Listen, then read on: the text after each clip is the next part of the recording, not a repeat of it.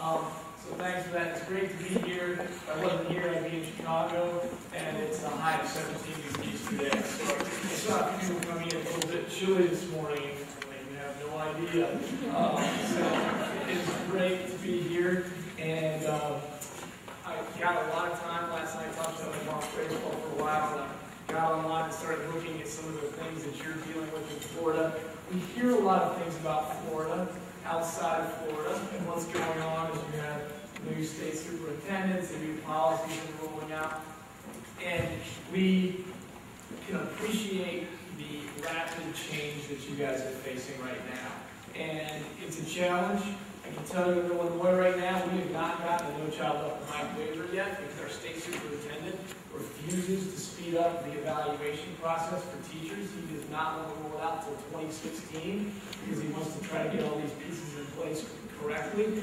You guys are out in front on this, and that creates a lot of opportunities for you to lead, but it also creates a lot of angst and consternation as things get rolled out more quickly than anyone can completely absorb it. The thing I love about Seek and what you're trying to do here is you are out in front of a pretty important idea that's going to be a number of important ideas on teacher effectiveness evaluation and how you reward and recognize that great teaching that happens in districts all across our country. And so my talk for you today is just to encourage you to keep those conversations happening, keep track of what's working well, and then share that. If there's one thing that I find hopeful in the TIF grants that I've looked at is there are a lot of districts doing a lot of great things out there. Now, there are a lot of districts that are really struggling, and they don't have a lot of real positive information to share. But for those districts that do, that can then be spread to other places. And I hope that especially for what you're doing through SEEK, that you're able to do that, because there is not a lot of this happening in rural districts in this country, which is the majority of the districts in our country. I did want to also say, when I was in Tennessee, I worked under a value-added model. I was a middle school science teacher, so my value-added scores were very public. I had them for a number of years. I've had long conversations with Bill Sanders, who developed the value-added model in Tennessee. I worked on it in the U.S. Department of Ed. That's what I went there to do, was to work on teaching effectiveness and the Teacher Incentive Fund, because I had just finished my doctorate in Vanderbilt in 2008. Well, that was a really big idea, so I went there and I got to see it from the inside, the way the sausage gets ground up. And it's a frightening process inside the department. And so then I left, and I've worked on this research-wise publishing and actually worked with districts on writing grants. In 2010, I worked on 5 different grants to help districts get money. They all got awarded the money. It was over $200 million that got funneled into their projects. And then they've all had different implementation challenges since. They kind of brought me in to help write the grant, and they're like, okay, we got it, we got the money, we move on. And I've just gotten to kind of step back and watch. And so some of what I'm going to share with you today is based on my experience from the classroom. Some of it's based on what I studied at Vanderbilt. And then some of it's this policy perspective that I got in Washington and since then. So I'm by no means an expert practitioner, researcher, or policymaker. My only value, I think, is that I can talk between all 3 of those circles. And if you have those conversations in those 3 groups, you know there's a lot of disconnect in the way that those conversations happen. So hopefully that this will be helpful for you that way. So the agenda for the next 45 minutes is to, first of all, talk about what we mean by changing the way we reward and recognize effective educators. And so for me, that's what TIF should be about. Right? Using our resources well and recognizing and reward educators that contribute to organizational priorities. And in this case, since it's education, a lot of what that is going to be student learning, and that is currently measured heavily by student achievement tests. So that's going to be a big part of the conversation. We're going to look at current compensation and evaluation. We're going to talk about aligning those resources that we have. Everyone has scarce resources, particularly now. How you align those resources with that quality teaching. And then the last part, this is the discussion point that you're going to have, is how this could work well and what advantages you have as districts working together to make that work well here in ways that then can be shared with others. So that's the plan for today. So, first question. There are currently incentives for going into teaching in traditional districts. You guys obviously have moved into a whole different world of incentives with the Teacher Incentive Fund and the things that you're doing in Florida. But I want you to take 3 minutes, and I will hold you to that. I get stuck into these conversations, so I always have to set a timer. Otherwise, I forget and start talking to you. It's 10 minutes later, and then other groups are wondering what the world presenter is doing. So I'm going to set my stopwatch for 3 minutes. But I want you to just, as a table, discuss what the current incentives are to teach in the United States in most districts. Not really your districts at this point, because you've moved the conversation ahead a little bit, but just think traditionally. What have been the incentives going into teaching, the economic incentives particularly, in the United States to teach? So take 3 minutes to do that, and we'll share some ideas, and we'll move on to the next one.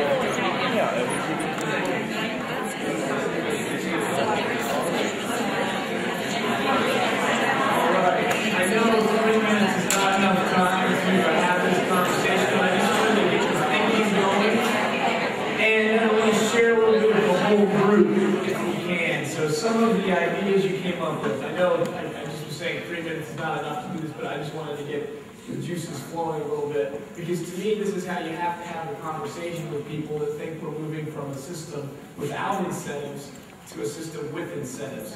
That would be a fairly shocking change for a lot of people. People look at teaching as a system without incentives in it. But in fact, it actually has a number of them, which I think I heard some of you identifying. So just people from me out, we don't have to go to each table, but what are some of the incentives that are in the system currently, in the traditional system for teaching in the United States? What would be some of the, what would they be? Anybody? Some. Okay, so a reduced contract time, it might be a 9-month, 10-month contract. All right, what else? Benefits, yeah, pretty good benefits relative to other sectors. Yes? And that time off does go back into economics, because if you have small children, all the time that those kids are out of school, you're out of school with them, and you do not have to pay for childcare. That's right. Very good. Okay. What else? Job security, relatively secure job. Yes, what else? Yes? Salary steps. Predictable raises. For what? What do you get the raises for in the traditional system? Experience and education. Alright? So you know what you're going to get. You can predict it out pretty well. It's a nice thing to model if you're running a district financial system. These incentivized systems are much more complicated to run if you're trying to run it as a system. And I think the title of the group, the SEEK group, the Sustainable Educator Compensation, that gets at that challenge. But there are built-in, reliable pay raises for those pieces. What else? Give me just a couple more. School, say that again? School recognition, what does that mean? That means if the school district performer, school makes an A, or $1 to the state, the teachers get Okay, so this is Florida specifically school recognition dollars. If you meet certain standards, you get additional compensation. One thing that hasn't been mentioned, this is big in Illinois, are pensions. Right? Pensions in Illinois are bankrupting the state. I want to give you an example of here. I will give you a number of examples from places all around the country, because it's a lot easier to poke holes in a straw man that's not you. So I will put that up there. But those are all benefits that are in the system that should draw in who we want in the field. So I put together a few. You've already hit on most of them, so I'm not going to spend a lot of time on this. I do want to go to the second bullet there. Study from 2012 came out looking at what we pay as a country for moving teachers from a bachelor's level just to the master's level. Right? This isn't all degree advancements, just from bachelor's to master's. We spent $14.8 billion to do that. Now, that's a valuable thing. Additional education, we're educators, we value additional education. But is that really where you want to spend $14.8 billion? Is that the best place to use it? And that's a good conversation to have with teachers. That's a lot of money when you aggregate it across the whole country. You get the solid benefits, you get the time off. Even though teachers work very long days during the school year, there is, in most states it's 180 days of student contact, and then there's some additional time built in for professional development. And really, good teachers work year-round. Right? But they're not compensated for a lot of that time. Right? Good pensions, potential for early retirement. I'll give you my example. I started teaching in Illinois when I was 21. I could have retired fully vested at 55, which in Illinois means I get 75% of my top 5 years of income. And if I let the district know 4 years in advance, they'll give me a 6% multiplier each of those years. That then compounds because I take that with me into my pension until I die. Which, being a male, at least I'll die a little younger than most females, as the averages work out. But I can be collecting quite a large pension for a very long time in Illinois, which is why Illinois can't fund its pension system and just got our credit rating dropped to an A-, which will just cost us more to borrow money to pay those pensions now. So, there you have a fairly nice benefit for me. And so, it begs the question, do these incentives recruit and retain the types of teachers that we want? So, maybe they do, maybe they don't. But this is the place to start having a conversation. That's a lot of money going to that. So, there's a lot of challenges with this. There's a budget crisis in a lot of places. You have this multiple measures issue, which you're dealing with in Florida. How do you actually start to pay people based on performance? I think there's a lack of educated voices in a lot of these conversations. I went to D.C. thinking that I was going to help with the reauthorization of No Child Left Behind. I can tell you in my time there, not one person ever asked me my opinion of anything as a teacher. I had to force it in wherever I could. They liked that I had a research degree from Vanderbilt. They didn't really care that I taught for 12 years. So I think that's a missing voice. It's a complex issue. It's not simple. This is a complex task that we do when we educate students. Teacher salaries are 60 to 80% of local education agency budgets. And so it's a large chunk of the pie. If we just ignore it and say, well, we'll just keep going with the status quo, that's a big lever that we're not taking advantage of using more effectively. And then there's the appeal of the status quo. Most human beings, they like the consistency of what they know that they're going to get. And teachers as a population, as a sector, are typically more risk averse than other sectors are, so they're a little more hesitant than others to jump into anything that's not what they're used to. So that gets us to the next question. Again, you're going to get 3 minutes to do this. This puts a little bit of a finer point on the previous question, and it gives me a sense of where the room is on this.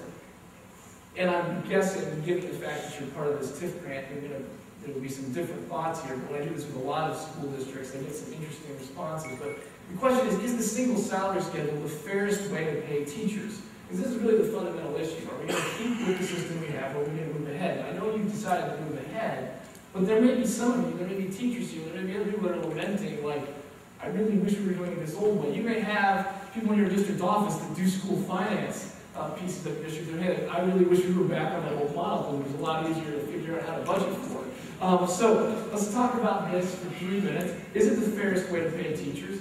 And then we'll move on from there. So take 3 minutes, and then we'll come back together.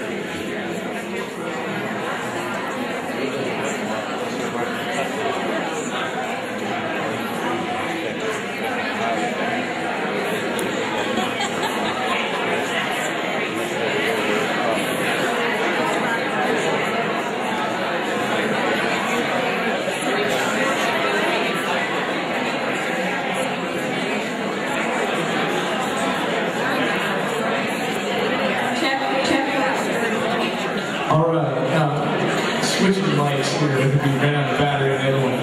So I should have clarified single salvage schedule. That's the traditional steps and lanes for experience and degree attainment. I did not clarify, but I think most of you guys were on that track.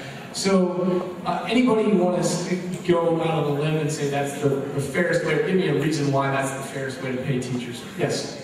I think if you look at it in a vacuum, you look at the context and history of it, it was dominated by females, and it wasn't a transparent way of paying teachers. So in some cases, men were getting paid the same amount of money, or vice versa, were doing the same job, and this was a compromise to make it as fair and as transparent as possible, to take politics out of it, and favoritism and all those things.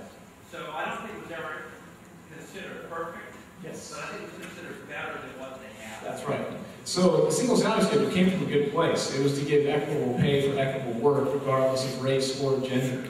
And so the single salary schedule started for a good reason. The question is it still the best way to continue paying teachers? And so, great point. That's where it started. That's where it's gone. So I'm going to give you an example from here. I don't want to belabor this because I think most of you get this.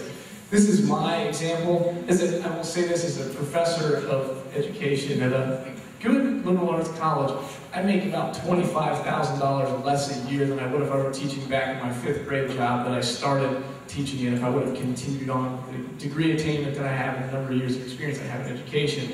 So I have chosen a job with more autonomy, more ability to do some different things that I get paid a lot less for than if I was teaching in 5th grade. So I show you these numbers because in most states, these numbers are fairly high. This is the district I started teaching in. I would be in my 17th year. They consider a doctorate to be equivalent to a master's plus 60. So I would be making close to $100,000 a year. As compared to someone in their 5th year with a bachelor's, which a lot of research says that the 5th year is kind of that, once you hit that 5th year, experience has some diminishing returns. Like you can get better, but some teachers get worse, and some of you average it out. You get that 5th year is kind of, you can have a really great teacher in their 5th year of teaching with just a bachelor's. So in the same building, you have a teacher there that's making over $57,000 more than the other teacher, and they may not be twice as good a teacher as the 5th year teacher. They might be worth that difference, but they might not be. And so, in fact, for that 5th year teacher, that seems like a patently unfair system. Somebody who's doing maybe significantly less work than they are, doing less effective work than they are, is making more than twice as much as they are. So, from that perspective, it's probably not the fairest way to do it. But then, paying teacher bonuses just for test scores has been proven now to not be very effective. Most practitioners know that just paying teachers for test scores with nothing else is not going to be an effective way to change anything. And so 2 major studies came out and found that to be the case, that bonuses have no effect on student achievement scores when they're just paid out in a Pavlovian dog kind of way. Let's hang this incentive, and then all of a sudden the teachers will teach better. It'll change the behavior of teachers. That doesn't really work either. So then, this gets to this question of how much a good teacher is worth. And I think I'm going to move ahead because I want to give you time to get to your last question. I really want you to spend some time with it. But economists are ruling the day in these education conversations.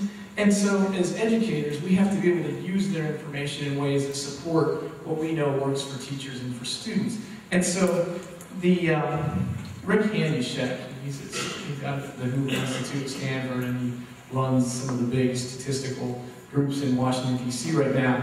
He's constantly talking about, he's the one that's proposed if we fired at the bottom 7% of our teachers every year for the next 20 years, we would surpass Finland on standardized test performances in comparison. Well, that's a statistical certainty because the measure he's using is standardized tests, and it's just like removing the bottom 7% of your scores every year. And so the practical implications of that are kind of silly. What kind of schools would that create? If you're the eighth percentile, so you're one away, like you're just shaking in your boots that you're going to get fired that year. That's not a great way to build collegiality. But he did find this, and I think this is useful. that a teacher, again, this is all using standardized achievement data, a teacher that's one standard deviation above the mean adds $400,000 in future earnings to her class of 20 students. Another study just came out, this is a combination of Columbia University and Harvard University guys. They suggest in their study that the parents of a classroom of average size should be willing to pool resources and pay this teacher, the same one that's one standard deviation above the mean, approximately $130,000 or $4,600 per parent to stay and teach their child during the next school year because of the residual benefit that that child will get economically. So just using an economic argument, you can make the claim that teachers are pretty valuable. And this is not typically the kind of argument that you hear. So, this is the main point of my presentation. Increasing effective teaching requires a comprehensive approach that allows teachers to develop competence, autonomy, and expertise. All right? So it's not just about paying teachers more. All right? It's not just about providing more PD. It's not just about teacher evaluation. It has to be a combination of those things. And this is not based on some theoretical knowledge. This is primarily based on work that has come out of work on the Teacher Incentive Fund. The federal government spent nearly $1 billion on these ideas in districts in over 90 states in the first 3 rounds. You guys are part of round 4, so that added an additional layer of districts. I haven't done much looking at your round yet because not a lot has happened. You're in the implementation phases and there's not a lot to study yet. But what I have done is I've looked pretty closely at 13 sites, and I did this for 2 different studies. The first one, Reed Ziegler had been in DC when we presented this at the National Press Club, then we went to Capitol Hill, and then we went to the U.S. Department of Ed. I had 6 different people that had been doing this in their districts. I had teachers, principals, superintendents, and then people just running the TIF grant. I had different groups for each of those 6 people represented, and they presented what was working in their districts, what challenges they faced, what had gone well. I thought it was really important for them to tell the story, and unfortunately you're not getting that. It would be great if we could have those 6 people back here to talk to you as you start off. You know, here are some things that worked really well, here are some things to avoid. Don't make these same mistakes. Unfortunately, that's a pretty expensive way to do these kinds of presentations, so you only get me this time, unfortunately. But this first study came out, and I had a series of recommendations that came from those groups. And these are some of the places that we worked with in that first group. And then I went back and visited them again last year. I looked at all 6 of those sites again, and then added some new sites for the study that you have in your folders. The funders of these studies get a little weird. I mean, it's like no press is interested in this study. So when they embargo it, it's just kind of comical. The main reason why I wouldn't want you out disseminating this is there's still a bunch of mistakes in the report. When the designers get it, they redo all the graphs, they redo all the charts, so I send them the stuff as a Word document, and then they go back and start changing things around. And sometimes I'm amazed at the kinds of things they can screw up. So there are errors in there still. The part of it that you want to pay most attention to is the introduction. This is written for a Capitol Hill audience. If you can get them to read past the first page, you're doing well. I think the introduction is 3 to 4 pages, so we're stretching the attention span of the Capitol Hill staffers who are supposed to get this. So I don't think any senator or any representative will ever read even the introduction of this, but the people you want to get to are their education liaisons, their staffers that are in charge of their education policy. So this is to give them some information on sites where this is working. In the economic climate that we're in right now, if the federal government isn't seeding some of these projects, this stuff isn't happening because it's too hard to get resources in, because even with the additional resources, you get a lot of pushback from administrators, from teachers, from people that are like, I don't think this is a good idea. Well, it's not a good idea if it's not done well, but it's hard to do without some additional resources. So that's why what you're doing with SEEK is so important and needs to be studied carefully. Now, currently Mathematica, which is a big policy research think tank, they're doing a study on the previous TIF sites to see what difference the Teacher Incentive Fund has made. But I can tell you now, they're 2 years from releasing their results, they're going to find that it has no effect. Because the way they've designed their study is they've held constant everything other than the bonus. So in any district that's implementing TIF, they set up a control where all the professional development, all the evaluation, all of the career advancement pieces of the grant are the same across the control and the experimental group. The only thing they change is the bonus. Well, to me, that question's already been asked and answered in 2 huge studies that I already showed you. The bonus alone is not going to change student achievement. So they're going to come out and they're going to say that the teacher incentive fund, all this money has been to no effect. And that's really troubling to me because I don't really think that's the case. When you start to look at some of these sites, and I'm not going to go into detail here because these aren't your numbers, so how much do you really care about what happens in Algiers, which is right outside New Orleans? They've seen tremendous progress from when they started the grant in 2006 to now. They've caught up and surpassed the state achievement gains in math and language arts. So this is a group of charter schools. There's 8 of them represented here that have surpassed the state average in math and reading. You have districts like this one. This is not TAP schools. They just started in 2010 with the grant, so this is a newer one I'm looking at. And they have 11 of their 14 schools received value-added ratings that are 2 standard errors above the expected year's growth. Now, one of them was 2 standard errors below, and so when we dug in on that, there's some real issues going in there with leadership and some turnover in the school that kind of explain that to some extent. But when 11 of your 14 schools are 2 standard errors above, clearly some good things are happening. It may not all be related to TIF, but that's a place I want to study. I want to know why that's working. All right? And then below that, you have individual value-added ratings. You have all those studies, hopefully correct, in your paper. You can see I have post-it notes on the PDF of things that need to change. So you really have a very raw version of the report. Same thing here. You see, this is in South Carolina. They implemented it across the states. They have districts around the state, and they have a lot of rural sites in South Carolina that they're working with. And you can see all the purple bars from 2006 to 2011 are districts making significantly above year of growth. Now, you have to be transparent with it. There are blue bars there. There are some school districts and schools that are below that year of growth. So it's not a panacea, but generally the trend is going in the right direction for them, and most of their schools are doing fine. I showed this to you because this is from a small district outside of Tucson, Arizona. They decided to make their own value-added model. They didn't like anything that was out there. They had a guy who's just a total data nerd, and he is really good at piecing these things together. If you have one of these people in your district, love them.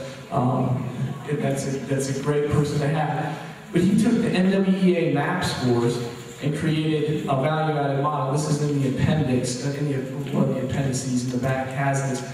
And he came up with a growth model that is similar to the covariate model that Florida has adopted, where it takes in other factors other than just prior achievement on tests, and doesn't just norm it to compare to the people in the state. And so I put that in there because there's some technical value that, again, Capitol Hill people are going to pay no attention to, but I also put a link in the Prezi to the papers, which I think you've probably already seen, that AIR has released to try to explain what Florida is doing. It's pretty important, especially if you're trying to explain this to teachers, that you understand what the state is doing. And I know February 11th, you've got a couple of hours coming up, hopefully, to discuss this and really dig into what it is. So we're not going to spend a lot of time here today. But one of the things I like about Florida is they've taken this covariate approach where they're going to take into consideration factors like students with disabilities, English language learner status, gifted status, attendance. Attendance is one of those things where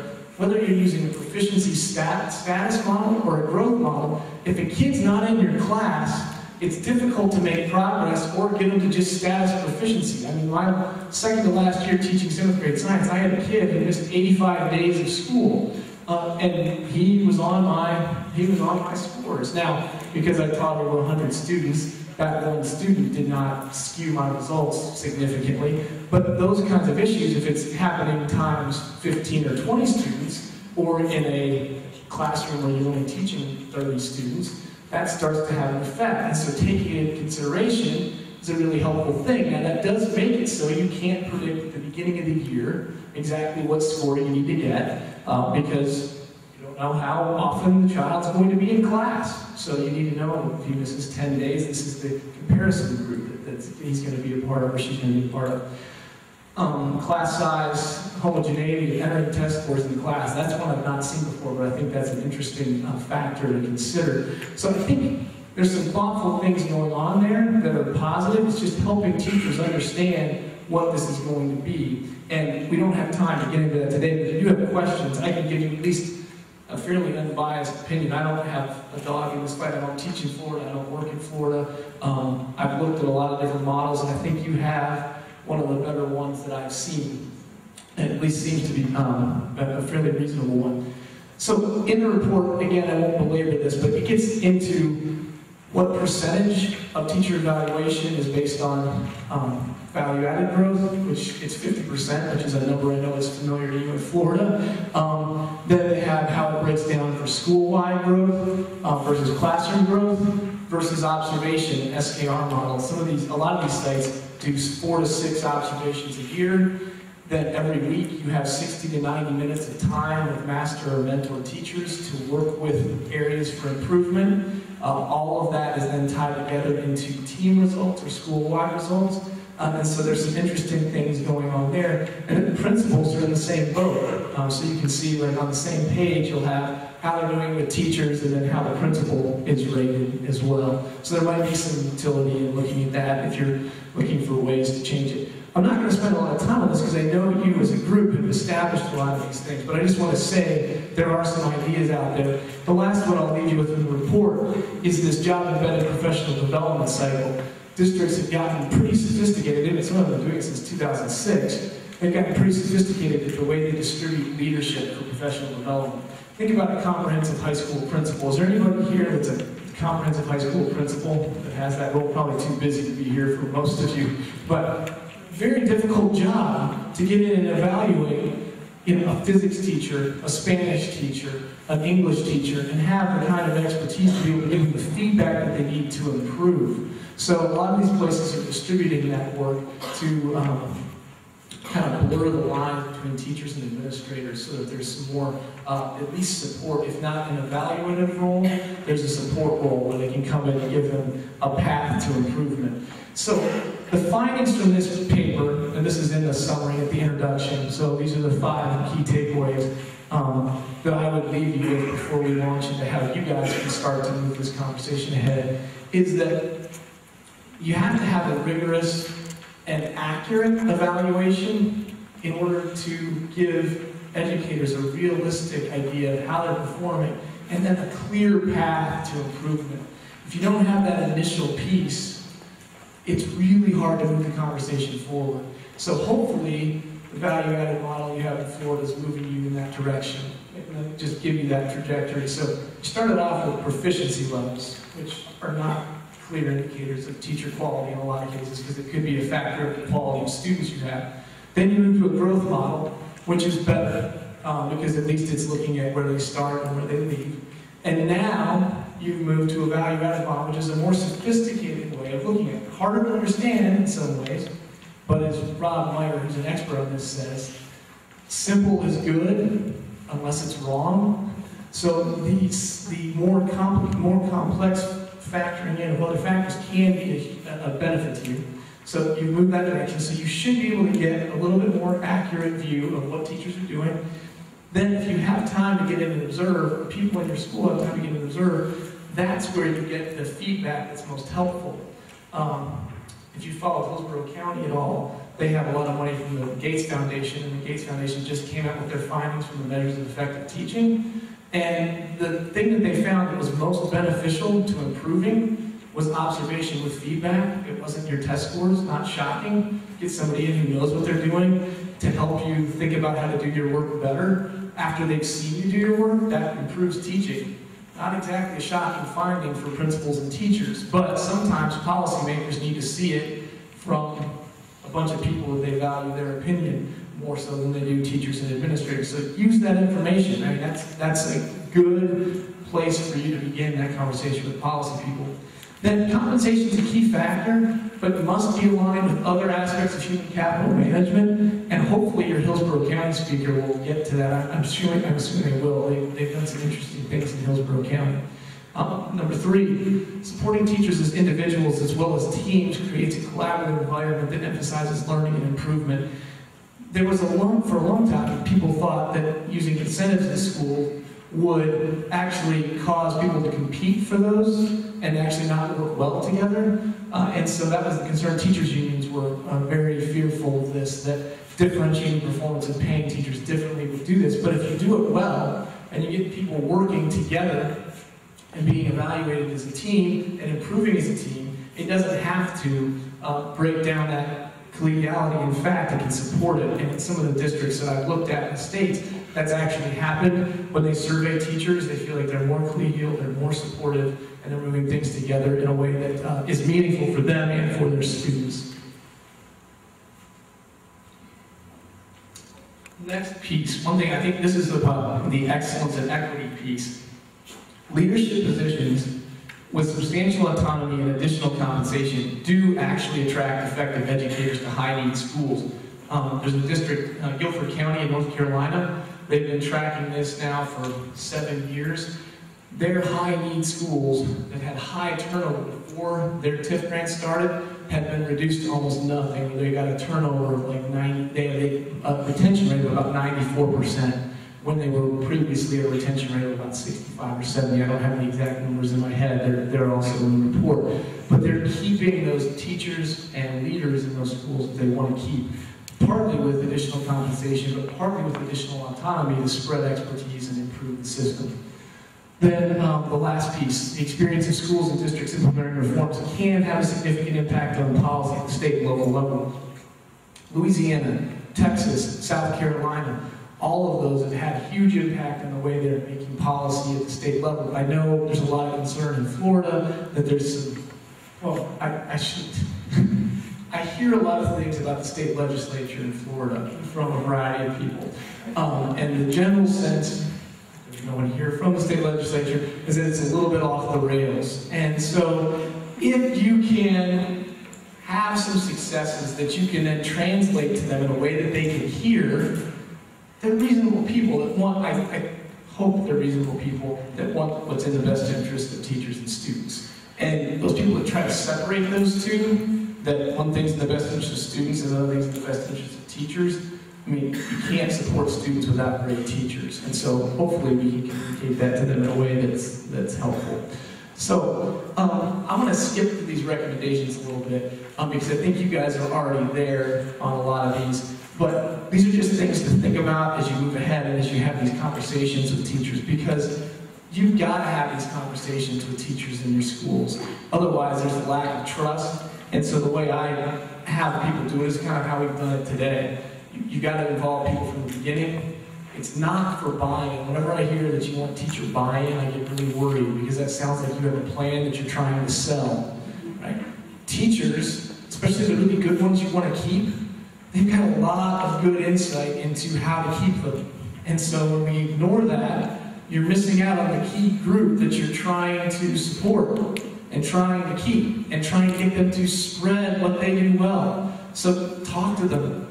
And it's not for buy-in. They have the expertise that's going to make your plan work better. Begin with the incentives in the current system. Make sure people understand that this is not moving from a non-incentivized system to an incentivized system. We're spending a lot of money on incentives that we may want to keep, or we may not want to keep. But that's the conversation you have to have. Then discuss your shared values. Right? Most people that I meet, whether they're central office administrators, principals, or teachers, they still really want what's best for kids.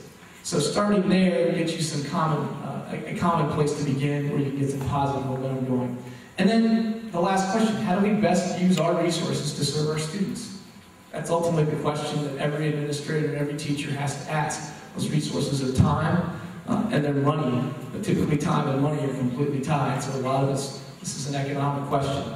So you have fixed resources, how do you use them best for your students?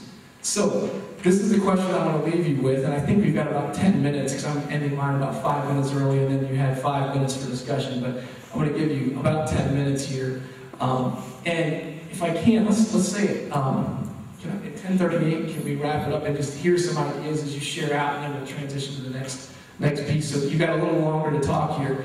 What advantages do you have through DFEC and your SEEK grant partnership that will allow you to take the lead in changing the way we think about incentives and compensation? Just even think about it just at the level of Florida. Being more interested in the national perspective, I'd love for that to lead out into the national conversation too, but at least in Florida, what advantages do you have that'll let you push this conversation in a way that best serves your students and your teachers and your administrators? So let's end with that, and then at 10:38 or so, we'll share out some of those ideas and hopefully end this part on a positive note and launch you in the rest of the day. Go ahead. Let's have 2 people share. Just have you, I'll bring the mic to you so they can hear you. I don't have to rephrase what you're saying. But 2 advantages that you see that you have moving forward that'll help drive this conversation to a better place. And I'll put my contact information up here, so if anybody wants to follow up with an email, it's there. So 2 advantages that you see. So I need to hear from 2 different people. So who's willing to tell us an advantage you see, and then we'll get one other person to do that as well. Do I have anyone? There we go. All right. Here. Thank you. Well, the 2 that I guess stand out that we identified was, number 1, we have a trial year where we can take the time and try to work out through some things that will be advantageous. The other one is that we have the opportunity to not be confined to what's already been established. We can think outside the box and try some things that don't already have anything associated with it. All right, so you have time and some lack of constraints. You have less constraints than others might have. Those are 2 great ones. One other person that has an advantage or 2 that you see that you have is a consortium.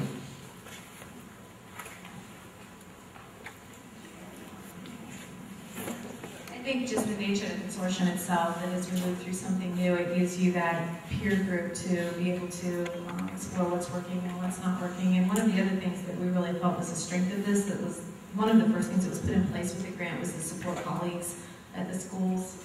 And that's huge, because it really leads to providing all the basic support and guidance you need to help the teachers get towards where they need to be.